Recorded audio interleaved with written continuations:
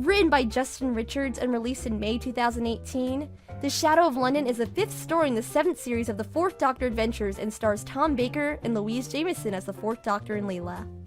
A pretty low-key way to open the second half of the season if you ask me. The Doctor and Leela arrive in a London that is devoid of all life, save maybe half a dozen folks who feel more like English stereotypes than actual people.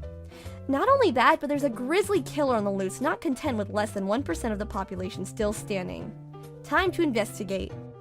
You know, it's a good thing I'm doing this review a few minutes after I listened to The Shadow of London, since I don't think I'll remember most of what happened to this story a few days from now on. This is down to this episode not feeling like a lot of time and effort went writing it. It is very basic and bare, and the plot twist of what is going on, I spotted after the very first scene with it. All I can say is it was set during the 1960s, I would have guessed Russia. But since it's the 1940s, I have to go with... The Shadow of London, unfortunately, doesn't feel interesting enough compared to the other stories in the series.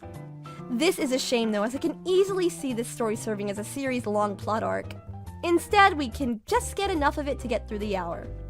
This is a risk you run when you have a really strong series of episodes. The weak ones aren't necessarily weak, just weak when stacked up against the rest.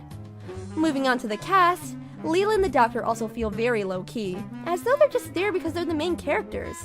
While the banter between them is as strong as it always is, the whole thing just feels kinda empty and inconsequential. That's the word I was looking for, inconsequential. Never during this story does anything feel like it really matters or what the stakes are climbing. There isn't any tension despite the story trying to inject us with some. It felt like getting a shot of adrenaline in the leg and my body still being as tired as ever. Even the killer feels more like a piece on a board rather than an actual character in the story, even with the dramatic backstory we were provided with. In the end, I was really bored with this title and was really glad when it ended since it couldn't hold my interest despite how hard it tried. If you like The Shadow of London, tell me why in the comments section. If you enjoyed this video and want to see more, like this video and subscribe to the channel. Follow me on Patreon or tweet at me at WhoGirlsReviews on Twitter. Want to send me a psychic message?